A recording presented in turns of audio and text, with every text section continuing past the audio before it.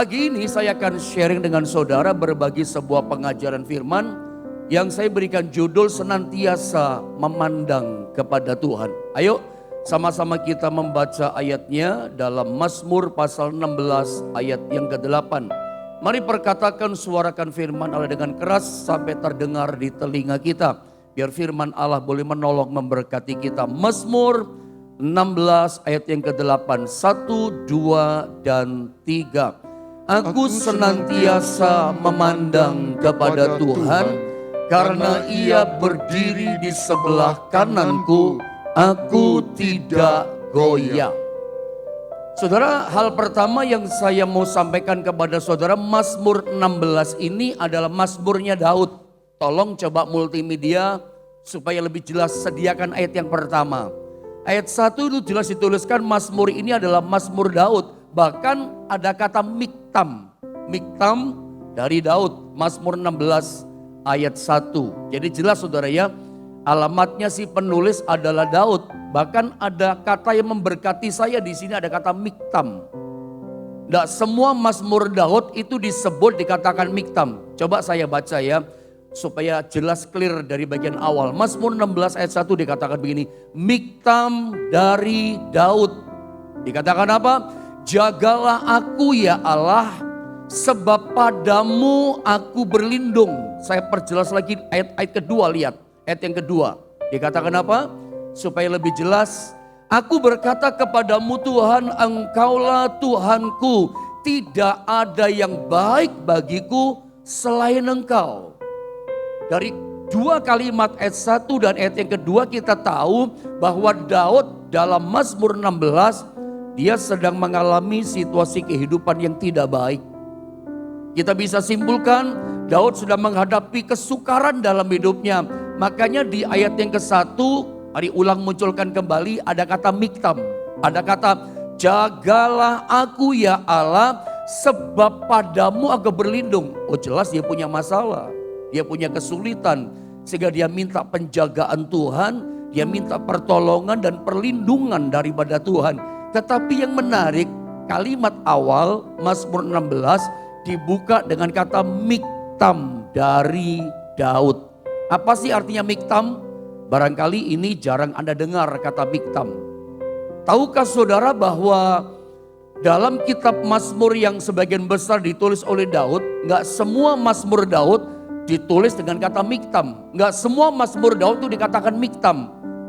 Saudara, miktam dalam Mazmurnya Daud itu cuma ada 6 kalau Anda tahu. Mazmur pasal 16, lalu Mazmur pasal 56, 57, 58, 59, pasal 60. Jadi hanya 6 pasal Mazmur Daud yang ditulis dengan kata miktam.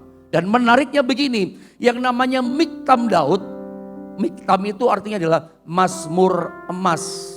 Miktam itu artinya adalah mazmur yang spesial di hatinya Daud. Dia mengalami pertolongan Tuhan. Dia minta tolong kepada Tuhan dan Tuhan tolong dia. Tuhan jaga dia, Tuhan lindungi dia. Dan Tuhan berikan jalan di luar kemenangan sama Daud. Ada 6 miktam Daud. Dan menariknya begini, 6 miktam Daud ini Daud menuliskannya di prasasti atau monumen. Dituliskan di sebuah batu, ditulis saudara ya. Dan saya percaya Daud menuliskan miktam itu bukan cuman hanya di batu, di prasasti. Saya yakin sekali Daud menuliskan miktam ini terukir di dalam hatinya. Menjadi mazmur emas buat dia. Menjadi mazmur yang spesial bagaimana Tuhan tolong dia. Jadi jelas saudara ya, miktam ini bukan mazmur sembarangan. Miktam Daud ini pengalaman yang luar biasa Daud mengalami pribadi Tuhan. Sehingga saya boleh bilang sama saudara, Mazmur 16 ini salah satu rahasia Daud berkemenangan di dalam Tuhan. Mazmur 16 ini salah satu rahasia bagaimana kehidupan seorang Daud dari gembala kambing domba. Dia dipromosikan tinggi oleh Tuhan sampai dia menang, sampai dia menjadi seorang raja. Dia tuliskan dalam miktam emasnya ini. Ini rahasianya. Miktam spesial yang terukir di hatinya Daud. Daud gak pernah lupa rahasia kemenangan. Rahasia promosi hidupnya. diangkat tinggi oleh Tuhan. Daud berkata begini, lihat pada kembali ayat yang ke-8 dalam Mazmur 16. Saya ingin kita baca ulang satu kali lagi ayat firman Allah ini. 1, 2, dan 3. Aku senantiasa memandang kepada Tuhan, karena Ia berdiri di sebelah kananku, aku tidak goyah. Dari 6 miktam Daud, nanti tolong Anda baca di rumah ya, pasal 56 itu miktam kedua, pasal 57 miktam ketiga sampai pasal 60. Itu semua miktam Daud itu adalah saat-saat Daud terintimidasi, tertekan oleh masalah. Nanti kalau ada di rumah baca pasal 56, 57, dia itu ada di Gad, saudara ya. Dia pura-pura jadi orang gila, Mazmur 56. Sampai meleleh ludahnya di janggutnya, kasihan dia. Dia tertekan kayak orang stres berat, saudara ya. Karena orang Gad, orang Filistin tahu bahwa Daudlah yang membunuh Goliat. Mereka tahu dan Daud takut dia akan ditangkap, Daud takut dia akan dibunuh. Nah, dalam kondisi itulah dia mengalami pertolongan Tuhan.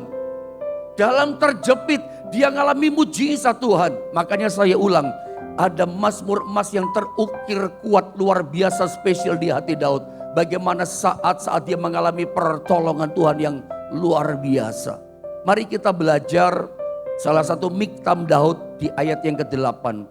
Dia berkata begini, aku senantiasa memandang kepada Tuhan. Mari saya tunjukkan, lihat gambar berikutnya. Ya, apa sih artinya memandang? Ya, aku senantiasa memandang kepada Tuhan itu artinya adalah memandang fokus pada satu titik, memandang terus menerus kepada Tuhan. Kata memandang kalau dalam istilah bahasa Ibrani itu disalin dengan kata ra'ah.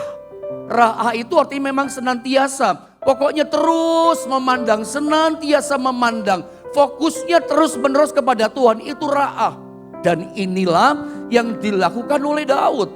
Ketika dia terintimidasi oleh kesukaran, menghadapi kesulitan dalam hidupnya, apa yang dibuat oleh Daud? Ketika dia takut hadapi masalah, ketika dia cemas hadapi masalah, gelisah dalam hidupnya, ini tindakan iman yang dilakukan oleh Daud. Dia senantiasa terus menerus memandang kepada Tuhan. Fokus titiknya hanya Tuhan, bukan kepada orang, bukan kepada yang lain. Saya coba ungkapkan kepada saudara tentang pelajaran miktam Daud. Aku senantiasa memandang kepada Tuhan ini tentang kuasa atau power daripada memandang kepada Tuhan. Kuasa dibalik melihat, memandang terus kepada Tuhan. Saya kasih contoh, misalnya di perjanjian baru. Sebelum saya kasih contoh perjanjian lama, ada satu kisah perjanjian baru yang coba Anda ingat dengan baik. Satu kali Petrus kalau gak salah dengan Yohanes, saudara ya. Itu satu kali datang ke gerbang indah. Di Bait Allah ada satu namanya pintu gerbang indah. Singkatnya begini, ketika Petrus nyampe di pintu gerbang Bait Allah mau berdoa sama Yohanes. Nah, di pintu gerbang indah Bait Allah ada seorang yang lumpuh sejak lahirnya. Dan rupanya orang yang lumpuh ini pengemis di situ. Dan dia berpikir ini yang datang Petrus sama Yohanes, hamba Tuhan mungkin rapi pakaiannya. Dia pikir gini, wah ini customer yang kaya raya. Biasa kan hamba Tuhan rapi kan, necis gitu orang katakan pakaiannya.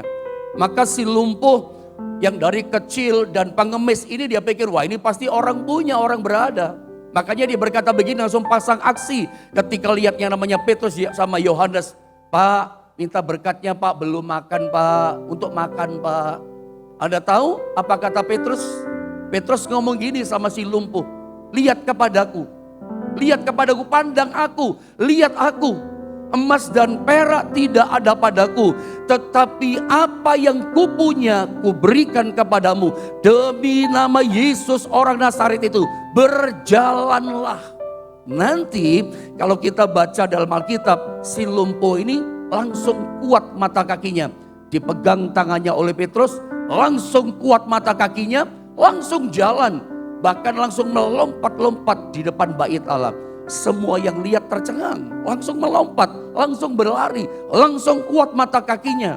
Tapi perhatikan, sebelum mujizat terjadi, pertolongan Tuhan dinyatakan atas si lumpuh. Ada satu kata Petrus yang menarik, lihatlah kepadaku, pandang aku.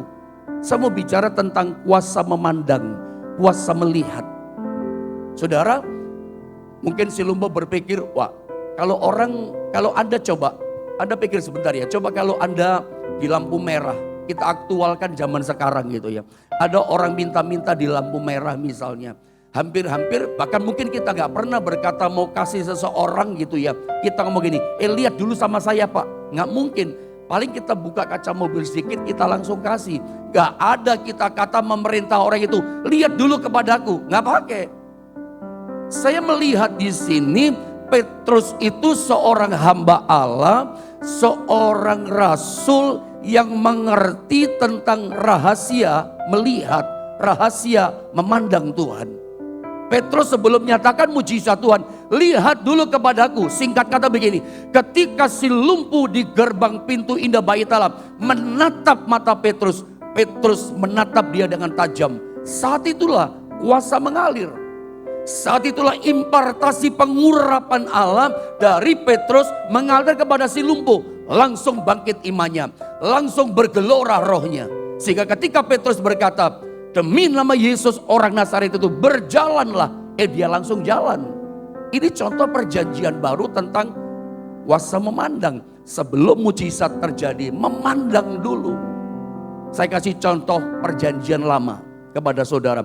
Lihat dalam 2 Raja-Raja pasal yang ke-6 ayat 15 sampai 17 ya. Kita lihat di ayat ini, ayat 15 saya baca saudara ya. Perhatikan ayat-ayat ini. Kisah tidak asing tentang Elisa dan Gehasi hambanya. Saya baca ya. Ketika pelayan abdi Allah bangun pagi-pagi dan pergi keluar, maka tampaklah suatu tentara dengan kuda dan kereta di sekeliling kota itu.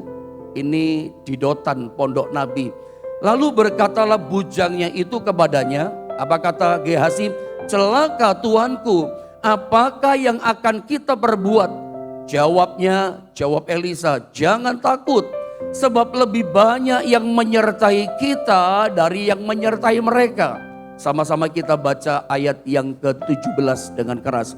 2 dan 3. Lalu berdoalah Elisa, ya Tuhan, bukalah kiranya matanya, supaya ia melihat.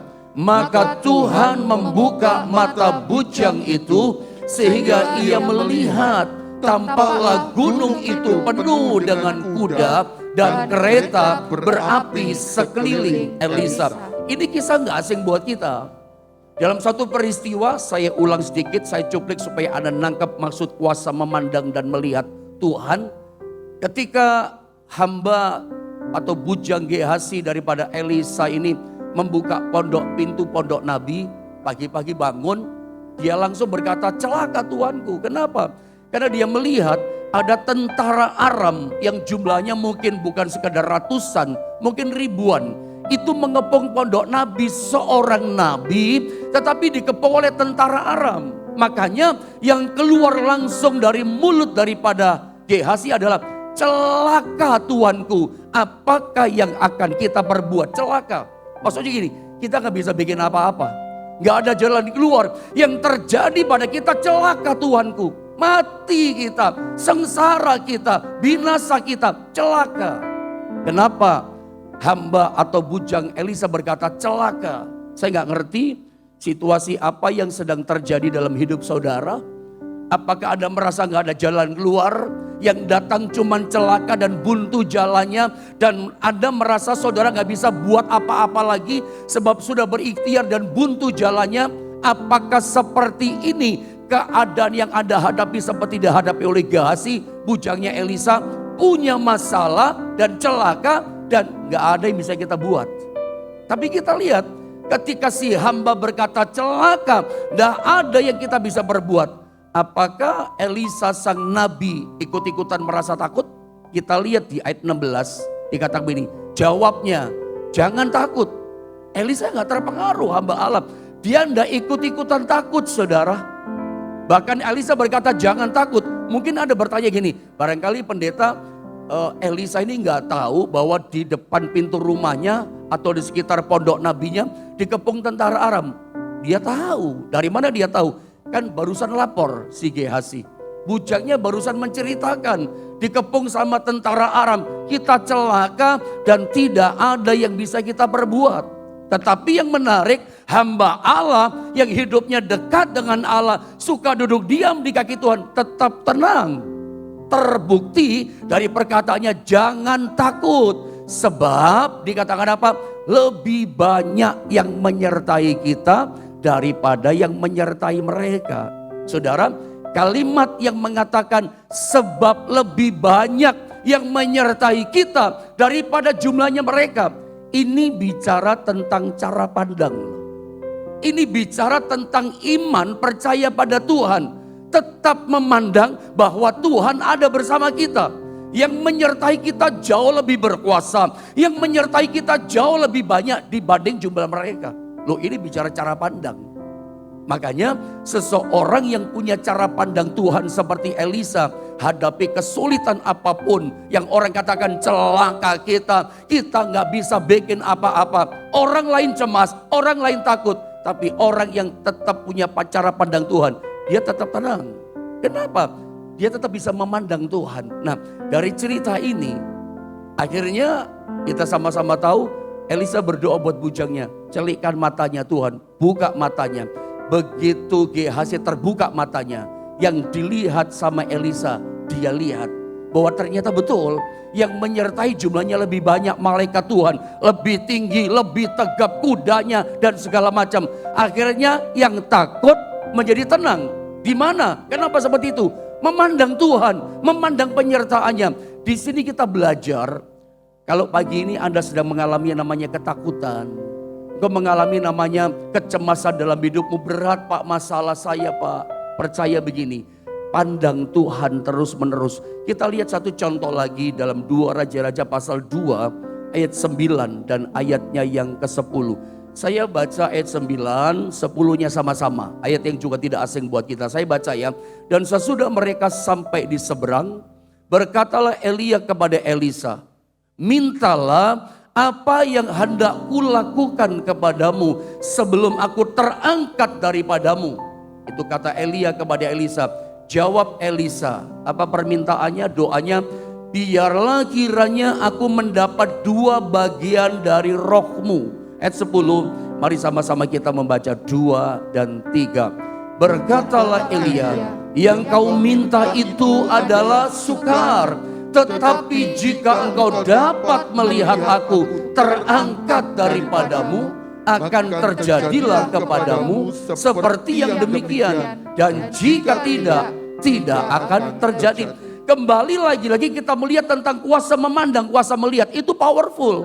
Dalam cerita ini singkatnya begini. Karena Elisa ini ikut terus dengan Elia sebelum naik terangkat ke sorga. Elia menawarkan sesuatu. Elisa, sebelum aku terangkat dari sorga, apa yang kamu minta? Dan kita tahu yang diminta oleh Elisa adalah pengurapan 2 kali ganda yang dimiliki oleh Elia. Dan Elia berkata begini, yang kau minta itu adalah sukar. Terjemahan lain, yang kau minta itu adalah impossible, mustahil. Elisa meminta sesuatu yang tidak pernah diminta sama orang lain. Elisa meminta sesuatu yang manusia gak pernah minta, tapi dia minta apa? Pengurapan Elia 2 kali ganda. Elia langsung berkata dengan cepat, yang kau minta itu impossible, tidak mungkin. Yang kamu minta itu mustahil. Karena Elia memahami untuk dipakai Tuhan dengan urapan setaraf, selevel dia saja, itu sukar, itu mustahil. Apalagi seorang Elisa, dia minta pemakaian 2 kali ganda. Minta pengurapan kuasa dipakai Tuhan 2 kali lipat melebihi Elia. Elia langsung berkata, Elisa, yang kau minta itu sukar. Adakah di antara Bapak Ibu Saudara hari ini menghadapi masalah yang sukar, yang impossible, yang mustahil, rasanya gak mungkin ada jalan keluar? Mungkin Anda berkata begini, suamiku pendeta masalahnya, ya, atau sudah berkata masalah istriku atau anak-anakku yang udah durhaka, suamiku udah lama gak pulang-pulang, atau masalah apa? Adakah ekonomi sudah sedang goncang? Di masa-masa pandemi yang belum selesai, rasa-rasanya ekonomi pekerjaan saudara gak mungkin bangkit lagi. Rasanya gak mungkin, impossible dipulihkan. Saya jelas tidak tahu apa yang sedang saudara hadapi. Tapi mungkin kau mengalami seperti Elisa. Si Elia berkata gini, yang kau minta itu sukar. Ketika Anda menghadapi kesukaran, pasti minta pertolongan. Tapi orang mungkin berkata, sukar, gak mungkin. Tapi ada solusi yang diberikan oleh Elia. Apa kata Elia? Oke, kalau kamu yang kau minta itu memang gak mungkin, mustahil. Tapi perhatikan, kalau kamu bisa melihat aku terangkat ke sorga. Bisa melihat, atau saya baca lengkapnya ya. Ayat 10 supaya Anda paham. Yang kau minta itu adalah sukar. Perhatikan kalimat ini. Tetapi jika engkau dapat melihat aku terangkat daripadamu, akan terjadilah kepadamu seperti yang demikian. Jika tidak, ya tidak terjadi. Di mana kuncinya? Melihat. Melihat Elia terangkat ke sorga. Maka yang mustahil jadi gak mustahil. Dan terbukti Elisa melihat, langsung bergelora rohnya. Langsung bangkit imannya. Dan ternyata yang sukar yang gak mungkin didapatkan, Elisa mendapatkan. Saya pernah sampaikan sama saudara, terbukti dia dapat 2 kali ganda. Coba Anda lihat gambar ini saudara ya. Elia itu melakukan 10 mujizat, terlalu kecil itu ya. Tapi Elisa melakukan 20 mujizat. Saya pernah bilang sama saudara, semasa hidupnya Elisa itu 19 kali lakukan mujizat. Yang terakhir adalah kemenangan yang dinubuatkan atas Raja Yoas. Lalu kemudian dia mati. Katanya 22 kali lipat saudara ya. Elia 10, harusnya Elisanya 20. Tapi 19 dia sudah mati. Ternyata ketika dia mati, tulangnya Elisa itu kena orang mati, bangkit dan hidup. Saya cuma mau bilang sama saudara, apa yang firman Allah katakan, tidak ada yang tidak dipenuhi, semuanya dipenuhi. Termasuk yang dikatakan sukar. Kalau kita bisa memandang, kita bisa melihat Tuhan. Jadi dalam ketidakmungkinan kita, dalam kesukaran, keberatan hidup kita, bagaimana caranya kita mengalami pertolongan Tuhan? Ikuti kata Daud, Miktam Daud. Ketika dikejar oleh Saul, tidak ada jalan keluar. Bahkan ketika dikepung, digat mau dibunuh. Yang dia lakukan cuma satu, Tuhan aku cuma berlindung kepadamu.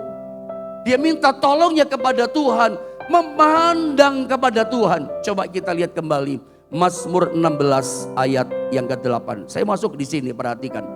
Aku senantiasa memandang kepada Tuhan.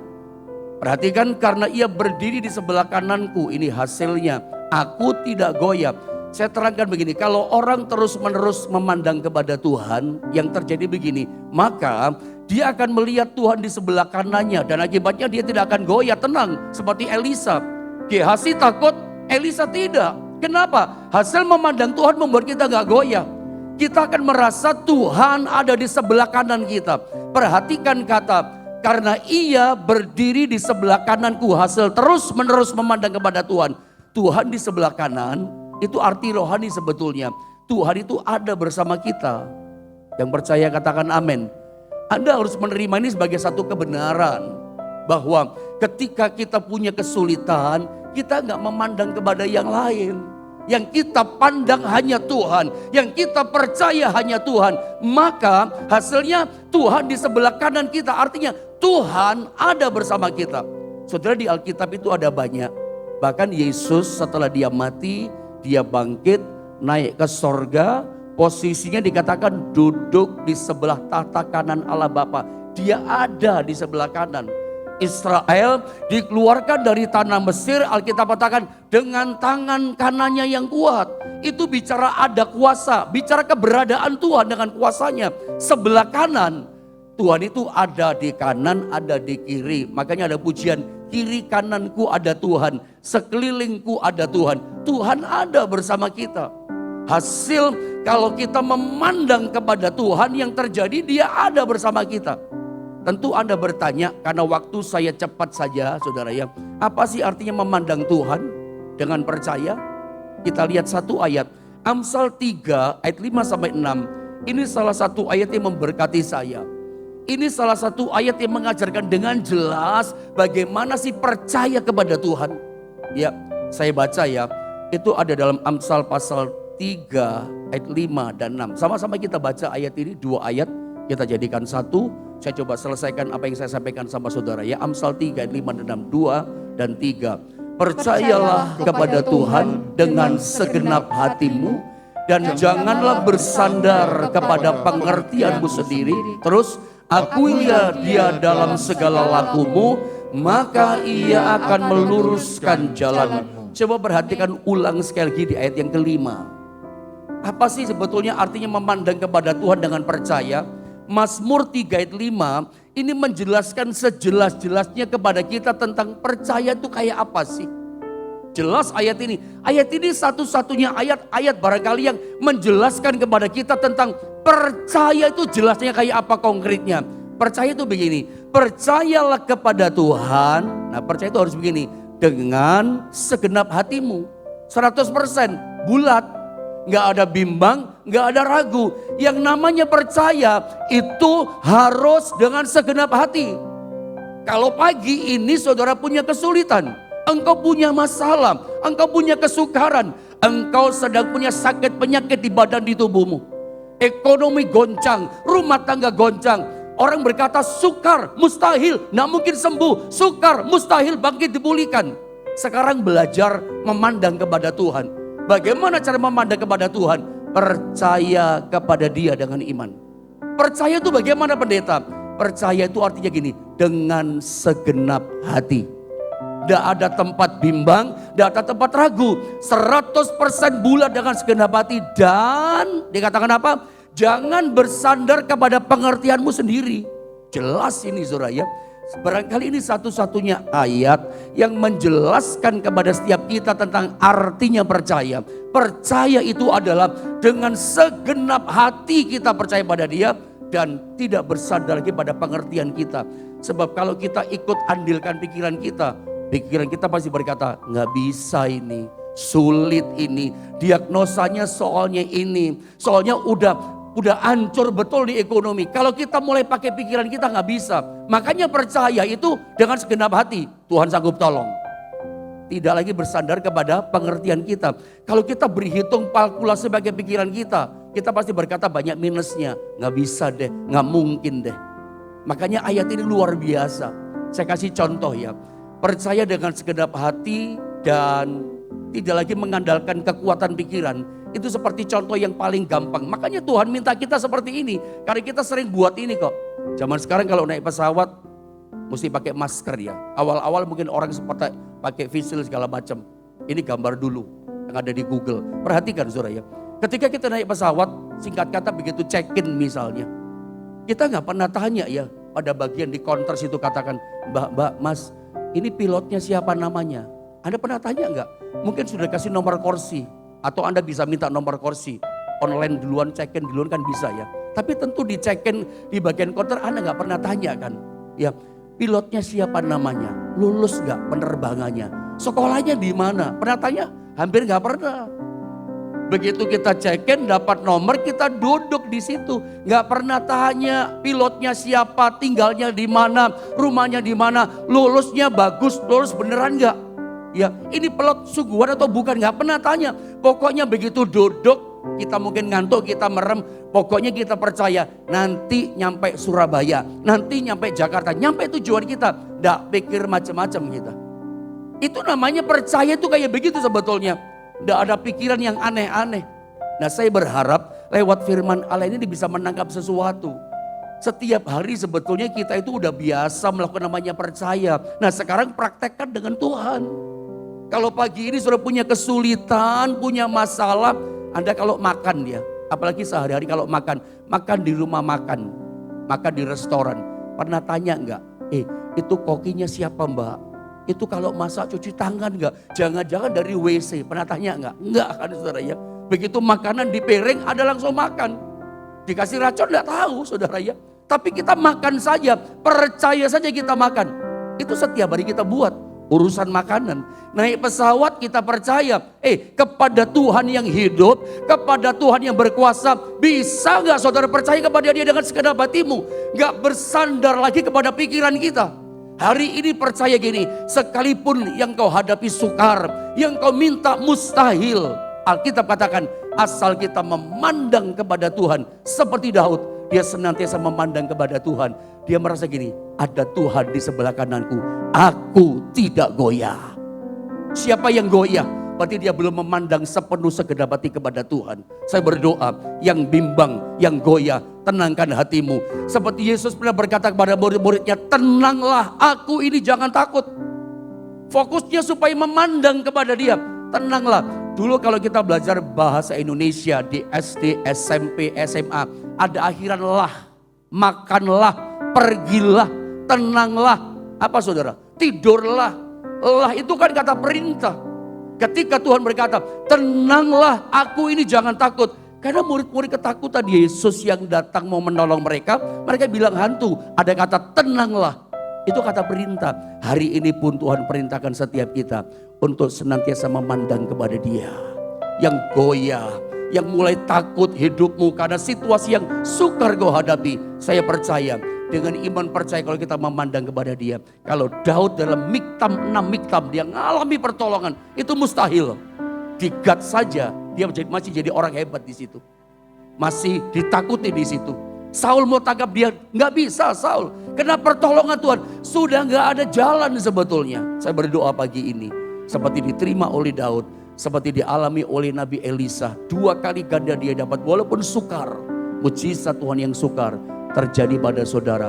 Kalau pagi ini dengan iman, engkau dengan segenap hati percaya pada Dia, buang bimbangmu, percaya Dia hidup, Dia sanggup menolong kita.